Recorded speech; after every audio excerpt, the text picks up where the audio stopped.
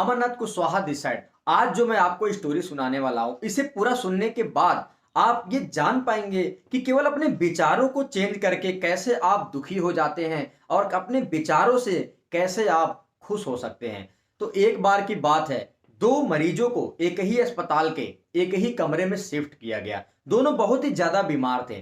पहला व्यक्ति के लंग्स में प्रॉब्लम होने के कारण उसे अपने बेड पे 1 घंटे बैठने की अनुमति दी गई और उसका जो बेड था वही विंडो के पास लगा दिया गया।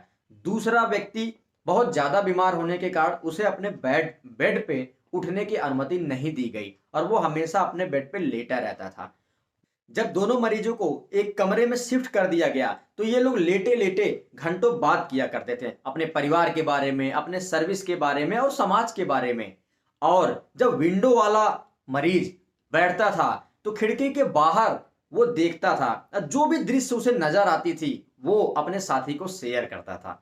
और एक दिन वो विंडो से बाहर देख रहा होता है और बताता है, यार विंडो के बाहर तो बहुत बढ़िया दृश्य नजर आता है। एक पार्क है, पार्क के अंदर एक झील है, झील में कुछ बत्तख हैं जो तैर रहे हैं, हंस हैं जो खेल कूद रहे हैं, इंजॉय कर रहे हैं। वहीं झील में कुछ बच्चे हैं जो बोट पे चढ़ के आराम से पूरे झील का सैर कर रहे हैं।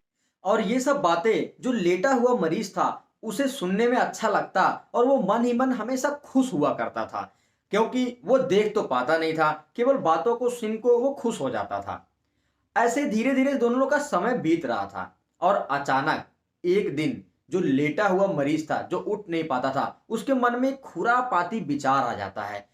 और विचार ऐसे आता है कि यार काश मेरा जो बेड था वो खिड़की के पास होता, काश मैं देख पाता, काश मैं भी उठ पाता। ये सब विचार जब उसके दिमाग में इंटर करता है तो उसका दिमाग जो शांत था अब वो अशांत हो जाता है, उसे झकझोर देता है।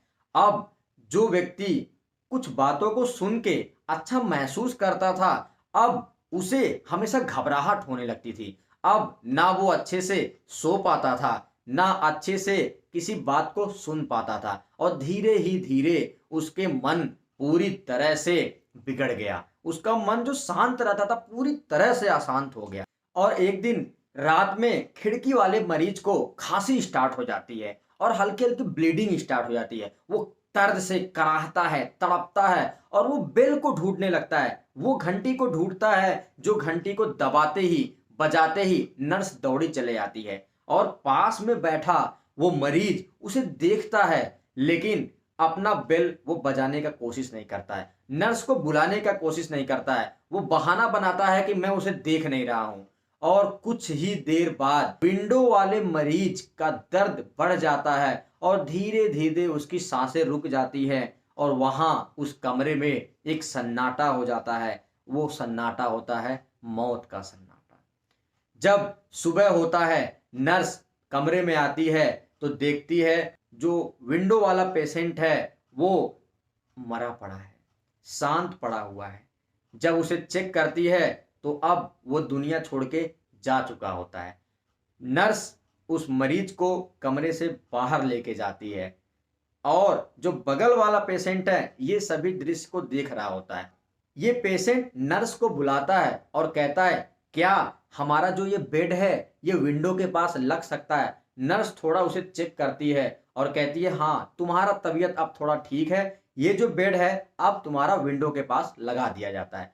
जैसे ही विंडो के पास उसका बेड लगता है सभी लोग कमरे छोड़ के चले जाते हैं। वो व्यक्ति कमरे में अकेला होता है और उसे मन में एक जो हलचल होती है कि यार अब बाहर का दृश्य मैं अपनी आंखों से देख पाऊंगा। और अपने हाथों के बल पे वो प्रयास करता है थोड़ा सा खड़ा होने की और बाहर देखने की। जैसे ही वो बाहर देखता है तो सामने एक दीवार होता है सफेद सा, बाहर कोई दृश्य होता ही नहीं है। वो घबरा जाता है, चौंक जाता है, ये क्या, मेरा दोस्त तो बड़ी बड़ी बातें कर रहा था, यहां तो कुछ है ही नहीं।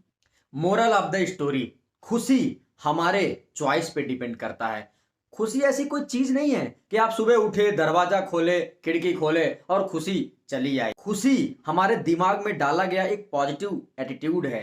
खुशी हमारे दिमाग में डाला गया एक अच्छा व्यवहार है जैसे आप थोड़ा थोड़ा बैंक में पैसा जमा करते हो और इकट्ठे जब वो मिलता है तो वो ज़्यादा होता है, वैसे ही खुशी जब अपने दिमाग में लोगों के साथ अपना अच्छा व्यवहार, अच्छे विचार आप डालोगे तो यही आपको खुशी देता है।